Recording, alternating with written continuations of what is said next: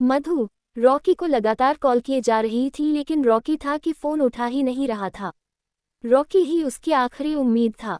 शनाया को कैसे भी करके शाम तक 15 लाख रुपए हॉस्पिटल में जमा करवाने थे। रॉकी का फ़ोन न उठाना मधु की चिंता बढ़ा रहा था, लेकिन वो जानती थी कि रॉकी एक इंसान का फ़ोन कभी भी अवॉइड नहीं कर सकता था। वो शनाया से बोली, मुझे लगता है तुम्हें रॉकी को एक बार कॉल करना चाहिए। वो कितना भी बिजी हो, लेकिन वो तुम्हारा कॉल ना उठाए ऐसा नहीं हो सकता। मधु की ये बात सुनकर शनाया सोच में पड़ गई थी। उसकी परेशानी समझते हुए मधु बोली, देखो शनाया, अभी मजबूरी हमारी है और ऐसे में सही और गलत नहीं देखा जाता। बस जो सामने हो वो किया जाता है। तुम्हें देर नहीं करनी चाहिए। शनाया ने गहरी सांस ली और रॉकी को फ़ोन लगाया। वही हुआ जो मधु ने कहा था। शनाया का नंबर देखते ही रॉकी ने फ़ोन उठा लिया। क्या बात है, आज तो मेरी किस्मत ही जाग गई है। शनाया बंसल ने खुद मुझे कॉल किया है। शनाया बोली, रॉकी मुझे तुम्हारी एक हेल्प चाहिए थी। मम्मा भी तुम्हें तब से इसलिए ही कॉल कर रही थी। मधु के फ़ोन वाली बात सुनकर रॉकी एक पल को झेप गया और बोला, क्या आंटी कॉल कर रही थी? I didn't know that. Actually phone मेरे असिस्टेंट के पास था। उसने मुझे बताया नहीं कि आंटी ने कॉल किया था, पर तुम्हारा नाम देखते ही मैंने उसे फ़ोन देने को कह रखा है, इसलिए उसने मुझे फ़ोन दिया। खैर प्रॉब्लम क्या है बताओ? शनाया उससे बोली, रॉकी मुझे पैसों की सख्त ज़रूरत है। एक्चुअली डैड अब पूरी तरह से ठीक हो चुके हैं। हम उनका डिस्चार्ज करवाना चाहते हैं, पर I am short of money. Shanaya की इस बात पर अपनी हंसी फेंक करते हुए रॉकी बोला, वाह ये तो बहुत अमेजिंग न्यूज़ है यार। अंकल ठीक हो गए हैं। कॉन्ग्रेचुलेशंस यार, और तुम पैसों की चिंता मत करो, मैं अभी आता हूँ हॉस्पिटल। शनाया ने जैसे ही फ़ोन रखा, मधु बोली, देखा मैंने बोला था ना, सिर्फ एक रॉकी ही है जो हमारी मदद कर सकता है। शनाया ने राहत की सांस ली और मधु को गले लगा लिया। इधर डॉक्टर दुबे के कैबिन में जब विवेक, देविका और डॉक्टर दुबे के आगे अपनी पत्नी के लिए मदद का हाथ फैला रहा था, तब उन्हें विवेक उस पल कमज़ोर और हारा हुआ इंसान लग रहा था। पर वो दोनों चाहकर भी इस बात को नकार नहीं पा रहे थे कि विवेक ही वो इंसान है जिसका चेहरा उन्होंने सीसीटीवी फुटेज में अशोक का इलाज करते हुए देखा था। हाँ, ये बात सच थी कि उस फुटेज में विवेक का चेहरा ठीक से दिखाई नहीं दे रहा था, इसलिए डॉक्टर ने विवेक की मदद करने का फैसला किया और वो उससे बोले, मैं कर सकता हूँ तुम्हारी मदद, लेकिन उसके बदले तुम्हें मेरी मदद करनी पड़ेगी। विवेक उनकी ये बात सुनकर हैरान था। वो बोला, मुझे नहीं पता आप मुझसे क्या चाहते हैं, लेकिन अगर आप मेरी मदद करने को तैयार हैं तो मैं भी आपके लिए कुछ भी कर सकता हूँ। डॉक्टर और देविका एक बार फिर एक दूसरे को देखकर मुस्कुराए। डॉक्टर बोले, सच सच बताना विवेक, वो तुम ही थी ना जिसने कल रात चोरी से आईसीयू में घुसकर अपने ससुर अशोक बंसल का इलाज किया था? डॉक्टर की ये बात सुनकर विवेक ऐसे डर गया जैसे कोई चोर रंगे हाथों चोरी करते हुए पकड़ाए जाने पर डर जाता है। खुद को बचाने के रिफ्लेक्स में वो बोला, नहीं नहीं डॉक्टर, आपको कोई गलतफहमी हुई है। मैं तो कल रात में अपने घर पर था। इस बार देविका उससे बोली, सोच लो विवेक, तुमने सच कहा तो तुम्हारी बीवी की प्रॉब्लम सॉल्व हो सकती है, और अगर झूठ कहा तो तुम जानते हो उसके रिजल्ट्स वो भी मुझसे बेहतर। विवेक सोच में पड़ गया। उसे लगा कि सच बता देने में ही भलाई थी। वो बोला, हाँ ये सच है कि मैं ही था कल रात आईसीयू में, लेकिन मैं वहाँ कैसे पहुँचा, कब पहुँचा, मुझे खुद भी याद नहीं है। डॉक्टर दुबे बोले, देखो विवेक, मुझे पता है कि तुम कल अपने होश में नहीं थे। ऐसा अक्सर होता है उन लोगों के साथ जिनकी शक्तियाँ नहीं होती हैं।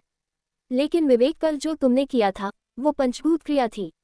विवेक, आई नो तुम्हें ये बात अजीब लगेगी, लेकिन पंचभूत क्रिया तंत्र की एक ऐसी रेयर क्रिया है जिसे करने वाला 100 साल में एक ही बार पैदा होता है, और वो इंसान तुम हो विवेक। ये सब सुनकर विवेक को अपने कानों पर यकीन ही नहीं हो रहा था। वैसे भी पिछले कुछ दिनों से उसके साथ अजीब चीज़ें हो रही थी। उस रात वो आत्महत्या करते करते बच गया और हवा में उड़ने लगा था। फिर उस सन्यासी रॉकी के उन हटे कट्टे आदमियों को मारना, और कल रात अपने ससुर का इलाज करना, सब कुछ उसके लिए बहुत अजीब था। कल के बारे में सोचते हुए उसके सर में दर्द होने लगा था। उसका सर अचानक ही इतनी जोर से दुखने लगा कि डॉक्टर को उससे कहना पड़ा, विवेक ज़्यादा मत सोचो, तुम्हारा ये सर दर्द और बढ़ता जाएगा नहीं तो। मैं जानता हूँ ये मुश्किल है तुम्हारे लिए, पर धीरे धीरे तुम्हें सब समझ आने लगेगा। विवेक सामने रखी कुर्सी पर बैठ गया। देविका ने उसके लिए एक ग्लास में पानी भरा और उसे दिया। विवेक देविका को पहचानता नहीं था। उसने उसे सवाल भरी नज़रों से देखा। डॉक्टर दुबे बोले, विवेक ये देविका दास हैं। दास ग्रुप ऑफ इंडस्ट्रीज इन्हीं की है। डॉक्टर की ये बात सुनकर विवेक की आंखें फटी की फटी रह गई। देविका दास कोई मामूली इंसान नहीं थी। देविका और उसका परिवार इतना अमीर और पावरफुल था कि वो खड़े खड़े किसी भी इंसान की 40 पुश्तों को खरीद सकते थे।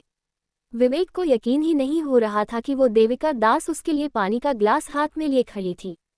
विवेक ने अपनी गलती समझते हुए झट से ग्लास अपने हाथ में लिया और एक ही सांस में पानी पी लिया। डॉक्टर ने सबके लिए कॉफी का ऑर्डर दिया। विवेक का सर दर्द अब ठीक था। उसने देविका को देखा। अब तक उसने उस पर ध्यान ही नहीं दिया था, लेकिन अब जब उसने देखा तो पाया कि देविका एक बेहद सुंदर लड़की थी। उसकी उम्र लगभग 29 साल की थी, विवेक की उम्र के बराबर ही। विवेक को अचानक वो अपनी सी लगी। उसे ऐसा लगा जैसे वो देविका को बहुत पहले से जानता हो। कॉफी भी आ गई थी। सब कॉफी पी रहे थे। तब डॉक्टर बोले, विवेक, देविका के दादाजी मिस्टर नीरज दास को तो पूरा देश ही जानता है, और ये भी जानता है कि वो पिछले 5 सालों से हॉस्पिटलाइज्ड हैं। इन दिनों उनकी तबीयत दिन ब दिन बिगड़ती जा रही है। उनके भी ऑर्गन्स फेल होने लगे हैं और जल्द ही ब्रेन डेड हो जाएंगे। विवेक, कुल मिलाकर उनकी हालत भी तुम्हारे ससुर की ही तरह है। हम चाहते हैं कि तुम उन्हें अपने ससुर की ही तरह पंचभूत क्रिया से ठीक कर दो। देविका बोली, विवेक, इसके बदले डॉक्टर दुबे तो तुम्हारे ससुर का बिल माफ कर ही देंगे। उसके अलावा मैं भी तुम्हें मुंह मांगी दौलत देने को तैयार हूँ। विवेक बड़ा हेल्पलेस सा महसूस कर रहा था। वो बोला, मिस देविका, बात पैसों की नहीं है। प्रॉब्लम यह है कि मुझे सच में नहीं पता है कि मैंने अपने ससुर को कैसे ठीक किया। कल रात मैंने जो कुछ भी किया था वो किसी शक्ति, किसी एनर्जी के वश में आकर किया था। Believe me, I want to help you but I don't know how to. Vivek की ये बात सुनकर देविका की आंखों में आंसू आ गए। वो अपने दादाजी का इलाज महंगी से महंगी जगह पर करवा चुकी थी, लेकिन सारे तरीके फेल हो चुके थे। विवेक ही अब उसकी आखिरी उम्मीद थी। इस तरफ रॉकी शनाया के एक ही कॉल पर दौड़ा चला आया था। शनाया और मधु दोनों का ही चेहरा उसे देखकर खिल गया। मधु ने तो उसे गले ही लगा लिया। रॉकी बड़ी स्टाइल से शनाया के पास गया और उससे बोला, शनाया, तुम्हें अब चिंता करने की कोई ज़रूरत नहीं है। रॉकी के पास इतना पैसा है कि वो एक ही पल में ये पूरा का पूरा हॉस्पिटल खरीद सकता है। तो 15 लाख रुपए तो कुछ भी नहीं। शनाया रॉकी की ये बात सुनकर बहुत खुश हुई। रॉकी किसी फरिश्ते की तरह आया था शनाया की मदद करने के लिए। शनाया ने सोचा, ऐसा तो कोई अपना ही कर सकता है। दूसरी तरफ विवेक की बात सुनकर देविका की आंखें भर आई थी। उसे कुछ नहीं समझ आ रहा था कि उसे क्या करना चाहिए। तब उसने डॉक्टर दुबे की तरफ देखा। डॉक्टर दुबे एक पल को शांत रहे, फिर बोले, विवेक, मुझे ऐसा लगता है कि तुम्हें जल्द ही याद आ जाएगा तुमने अपने ससुर का इलाज कैसे किया था। देविका, उदास होने की जरूरत नहीं है। हमें वो इंसान मिल गया है जिसकी हमें तलाश थी। मुझे यकीन है विवेक इज अ मैन। विवेक बोला, डॉक्टर, आप ये सब क्या बातें कर रहे हैं? मुझे कुछ समझ नहीं आ रहा। कौन सी शक्तियों की बात कर रहे हैं आप? आप हैं कौन? मैं कौन हूँ? और डॉक्टर होकर आप तंत्र में विश्वास कैसे कर सकते हैं? डॉक्टर उसकी बात सुनकर मुस्कुरा दिए। वो बोले, विवेक, मैं कौन हूँ? तुम कौन हो? ये तंत्र क्या है? ये कहानी किसी और दिन के लिए रखते हैं। मैं जानता हूँ तुम्हारे दिल में बहुत से सवाल हैं, लेकिन विवेक, अभी सही वक्त नहीं है उनके जवाब देने का। तुम मुझे सिर्फ इतना बताओ, तुम हमारी मदद करोगे या नहीं? विवेक ने एक बार डॉक्टर को देखा और फिर देविका को। देविका का मासूम चेहरा देखकर उसे उस पर दया आ गई। विवेक देविका को देखते हुए बोला, हाँ, मैं करूँगा आपकी मदद। ये सुनकर देविका और डॉक्टर दोनों की ही आंखें चमक गई। डॉक्टर बोले, थैंक यू सो मच विवेक। तुम नहीं जानते तुमने ये कहकर मेरा कितना बड़ा बोझ हल्का कर दिया। मुझे पूरी उम्मीद है तुम्हें जल्द ही अपनी शक्तियाँ याद आ जाएगी और तुम हमारी मदद कर पाओगे। और हाँ, जैसा कि मैंने वादा किया था, मैं अभी के अभी तुम्हारी मदद करता हूँ। विवेक इस पर बोला, लेकिन डॉक्टर, मेरी एक रिक्वेस्ट है आपसे। आप किसी को भी ये बताइएगा मत कि आप मेरी मदद क्यों कर रहे हैं। मैं रीज़न नहीं समझा सकता, लेकिन ये बात हमारे बीच ही रहेगी तो ज़्यादा अच्छा रहेगा। डॉक्टर दुबे ने हाँ में सर हिलाया और किसी को कॉल किया। इधर रॉकी अशोक बंसल के रूम में था और शनाया उसके आने से बेहद खुश थी। उसे पहली बार रॉकी अच्छा लग रहा था, नहीं तो वो हर बार किसी सड़क छाप आशिक की तरह उसके पीछे पड़ा रहता था। रॉकी शनाया से कह रहा था, शनाया, मैं अभी के अभी बिल पे करके आता हूँ अंकल का। इतना बोलकर रॉकी बाहर निकलने ही वाला था कि सामने से हॉस्पिटल का कैशियर अंदर चला आया। इस बार उसका एटीट्यूड एकदम ही बदला हुआ था। ऐसा लग रहा था जैसे किसी ने उसका ईगो पंचर कर दिया था। वो कैशियर जो कुछ देर पहले शनाया से अकड़ कर बात कर रहा था, वो शनाया से बोला, मैम आपने मुझे बताया ही नहीं आप विपकस्ट में हैं। आप मुझे बता देती तो मैं इतनी बेरुखी से आपसे बात नहीं करता कभी। I am really sorry for that ma'am. बाकी आप चिंता मत कीजिए, आपका बिल माफ हो चुका है। डॉक्टर दुबे ने खुद आपका बिल माफ किया है। ये बात सुनकर शनाया चौंक गई और बोली, डॉक्टर दुबे ने मेरा बिल माफ किया है, पर क्यों? कैशियर बोला, ये तो मैं नहीं जानता लेकिन उन्होंने खुद मुझे अपने ऑफिस में बुलवाकर मुझे आपका बिल माफ करने के लिए कहा और साथ में ये भी कहा कि आप विपकस्ट में हैं, आपका ख्याल रखूं मैं। शनाया कुछ समझ नहीं पा रही थी। तभी मधु बीच में उछलते हुए बोली, देखा शनाया, तुमने रॉकी का कमाल, वो आया नहीं कि डॉक्टर पर इतना रौब पड़ गया कि उसने पूरा का पूरा बिल ही माफ कर दिया। मधु की ये बात सुनकर रॉकी ताव में आ गया। वो जानता था कि डॉक्टर के बिल माफ करने का कारण वो नहीं था, लेकिन मुफ्त में मिल रहा फुटेज वो छोड़ना नहीं चाहता था। वो वहां किसी हीरो की तरह खड़ा रहा। शनाया उससे बोली, रॉकी, मैं तुम्हारा ये एहसान जिंदगी भर नहीं भूलूंगी। आई विश मैं भी कभी तुम्हारे भी काम आ सकूं। इस पर रॉकी बोला, तुम काम आ सकती हो शनाया, तुम जानती हो ना मेरी मदद करने का सबसे आसान तरीका है मुझसे शादी कर लेना। You know I love your right. Madhu उछलते हुए बोली, शनाया, रॉकी की बात मान लो और डाइवोर्स दे उस निकम्मे विवेक को।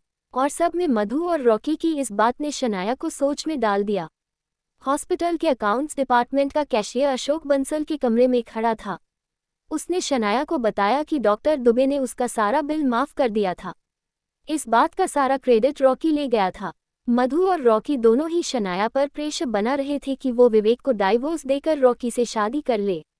शनाया आज रॉकी से बहुत क्लोज फील कर रही थी। वो रॉकी से बोली, रॉकी मुझे सोचने के लिए थोड़ा वक्त दो। इस बात से रॉकी खुशी से झूम उठा, तुम्हें जितना टाइम लेना है लो शनाया।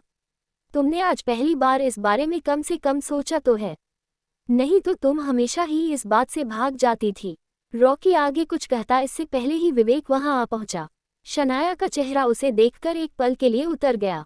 उसे डर था विवेक का उसकी बात सुन लेने का। जब तक वो अपना फैसला नहीं लेती वो चाहती थी कि विवेक को ये बात पता ना चले। विवेक अंदर आया तो रॉकी ने उसे घूर कर देखा। रॉकी को समझ नहीं आ रहा था कि विवेक जैसे इंसान से उसके आदमी डर कर कैसे भाग सकते थे। विवेक वहां आया और बोला, शनाया, डैक का डिस्चार्ज हो चुका है, नर्स ने कहा है अब हम उन्हें यहाँ से ले जा सकते हैं। इस बात पर मुंह बनाते हुए मधु बोली, हाँ पता है। शनाया और मधु ने अशोक को कार में लेटाया। रॉकी जा चुका था। अशोक पीछे वाली सीट पर लेट गए थे और मधु शनाया के साथ आगे बैठ गई थी। विवेक अंदर बैठने की जगह देख रहा था तब मधु उससे बोली, गाड़ी में जगह खत्म हो गई है, अब क्या मेरे सर पर बैठोगे? चलो शनाया, विवेक टैक्सी से आ जाएगा। और वो लोग वहां से चले गए। किसी ने इतना तक नहीं सोचा कि विवेक के पास टैक्सी के पैसे भी थे या नहीं। देविका ये सारा ड्रामा देख चुकी थी। वो अपनी कार लेकर विवेक के पास आई और मुस्कुराती हुए बोली, लिफ्ट चाहिए आपको? विवेक एक पल के लिए सोच में पड़ गया। इस पर देविका प्यार से बोली, ज्यादा सोचिए मत, आ जाइए, मैं आपको छोड़ देती हूँ। विवेक देविका की कार में बैठ गया। देविका का ऐसा बर्ताव विवेक को अच्छा लगने लगा था। देविका में उसे कोई बिछड़ी हुई दोस्त नजर आती थी। देविका की एक आदत थी, वो बिना फिल्टर के किसी से कुछ भी कह देती थी। वो विवेक से बोली, आपकी फैमिली आपके साथ ऐसे बिहेव क्यों करती है? अचानक ये सवाल सुनकर विवेक चौंक गया। हमेशा की तरह उसने सच कहा, मैं कुछ कमाता नहीं इसलिए। इस पर देविका बोली, तो क्या इंसान की कीमत सिर्फ उसके पैसों से होती है? रिश्तों की कोई अहमियत नहीं होती। ये सुनकर विवेक की आंखें भीग गई। देविका ने अपना बोलना जारी रखा, देखिए मुझे पता है मुझे आपके पर्सनल मामले में नहीं बोलना चाहिए, पर मुझे नहीं लगता आपके इन-लॉज अच्छे लोग हैं। आप क्यों झेल रहे हैं उन्हें इतना? इस पर विवेक ने तुरंत जवाब दिया, अपनी बीवी शनाया के लिए। मुझे बस अपनी बीवी से बहुत प्यार है और उसके प्यार के आगे इन सब लोगों का मेरे साथ बिहेवियर मुझे बॉदर नहीं करता। मुझे फर्क नहीं पड़ता कोई मुझसे प्यार करे ना करे, बस शनाया के प्यार से फर्क पड़ता है मुझे। देविका बोली, इसका मतलब शनाया आपसे बहुत प्यार करती है? इस बात का जवाब विवेक नहीं दे पाया। कुछ देर बाद देविका की कार भी बसल विला के बाहर पहुंच गई। मधु और शनाया को आए हुए समय हो चुका था। शनाया ने देखा कि विवेक ऑडी कार से उतर रहा था। उसे विवेक का इतनी महंगी कार से उतरना अजीब लगा। उसने कोशिश की पर चाहकर भी ड्राइवर का चेहरा नहीं देख पाई। विवेक कार से उतरा तो देविका ने उसे अपना कार्ड दिया। देविका बोली, विवेक कभी भी किसी भी चीज की जरूरत हो तो मुझे कॉल कर लेना। विवेक मुस्कुराया और घर के अंदर चला गया। उसने अपने बेडरूम में पहुंचकर वो कार्ड स्टडी टेबल पर रखा और नहाने के लिए बाथरूम में चला गया। जब शनाया वहां आई तो उसकी नज़र उस कार्ड पर पड़ी। देविका दास का नाम पढ़कर शनाया का मुंह खुला का खुला रह गया। जब विवेक नहाकर लौटा तो शनाया ने उससे पूछा, विवेक तुम्हारे पास देविका दास का कार्ड क्या कर रहा है? विवेक ने जवाब दिया, उसने मुझे दिया था और कहा अगर मुझे उसकी कोई ज़रूरत हो तो मैं उसे कॉल कर लूँ। हाँ, जैसे कि देविका तुम्हें अपना कार्ड देने खुद आएगी, थोड़ा तो सोचकर फेंका करो विवेक। शनाया ने ये कहा और वहां से चली गई। देविका भी जब अपने घर पहुंची तो सबसे पहले अपने दादाजी के कमरे में गई। उसके दादाजी वेंटिलेटर पर किसी जिंदा लाश के जैसे पिछले 5 सालों से पड़े हुए थे। देविका उनसे बोली, दादाजी अब फिक्र करने की कोई ज़रूरत नहीं है, आप जल्द ही ठीक हो जाएंगे। इतना कहकर उसने अपने दादाजी को गले लगा लिया। इस तरफ अशोक के आने से बंसल परिवार में जैसे मेला ही लग गया था। सब बहुत खुश थे। अशोक पूरे 1 साल के बाद घर लौटे थे, वो भी मौत के मुंह से बचकर। अशोक का छोटा भाई दिलीप उनसे मिलने आया हुआ था। दिलीप को देखकर ना शनाया को अच्छा लगा था ना ही मधु को। दिलीप के साथ उसकी बीवी सुनीता भी थी। मधु और सुनीता की आपस में बिल्कुल भी नहीं बनती थी। जब दोनों साथ रहा करती थी तो बात बात पर एक दूसरे से लड़ लिया करती थी। इसके कारण अशोक बंसल की मां ने दोनों बेटों का बंटवारा कर देने का फैसला किया था। उन्होंने दोनों के हिस्से में आधी आधी जायदाद बांटी थी, लेकिन अशोक को दी गई 10 प्रॉपर्टीज में से 7 के दाम गिर गए थे। दिलीप और उसकी बीवी सुनीता की सोची समझी साजिश थी। उन दोनों ने जानबूझकर अपनी मां से ऐसी प्रॉपर्टीज अशोक के नाम करवाई थी जिसके दाम गिरने के चांसेस थे। अशोक को अपने भाई से बेहद प्यार था, इसलिए वो कभी उसकी नीयत पर शक नहीं करते थे। लेकिन मधु को उन दोनों मियाँ बीवी से सख्त नफरत थी, इसलिए दोनों भाइयों में पिछले 3 सालों से बातचीत बंद थी। और आज वो दोनों पूरे 3 साल बाद अशोक बंसल से मिलने आए थे। दिलीप अशोक से बोला, मुझे तो यकीन ही नहीं हो रहा भाई साहब कि आप ठीक हो गए हैं। हमें तो लगा कि हमने आपको खो ही दिया, पर देखिए भगवान का चमत्कार। दिलीप की बातें सुनकर मधु का गुस्सा और बढ़ गया। वो दिलीप को बोली, दिलीप, अच्छे लोगों के साथ अच्छा ही होता है, और तुम तो जानते ही हो तुम्हारे भैया कितने नेक और शरीफ हैं। ये बात सुनकर दिलीप और सुनीता दोनों का ही मुंह खुला का खुला रह गया। दोनों ने मधु से यूं फ्रंट फुट पर आकर खेलने की उम्मीद नहीं की थी। सुनीता बोली, मधु भाभी, अब छोड़िए ना पुरानी बातों को। देखिए ना आज कितनी खुशी का दिन है, ये वक्त तो परिवार के साथ ही खुशियां बांटने का है। इस बात पर मधु दहाड़ती हुई बोली, कौन सा परिवार, कैसा परिवार? तब याद नहीं आई इस परिवार की जब अशोक की मम्मी से प्रॉपर्टीज का मुनाफे वाला हिस्सा अपने नाम करवा लिया था। तब याद नहीं आई जब अशोक 1 साल पहले हॉस्पिटलाइज्ड हुए थे।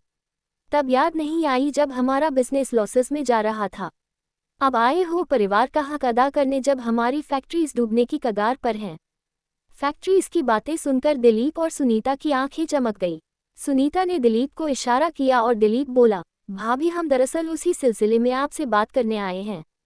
ये बात तो किसी से छुपी नहीं है कि शनाया का पति 1 नंबर का निकम्मा है, और शनाया चाहकर भी फैक्ट्री इसको संभाल नहीं पा रही है।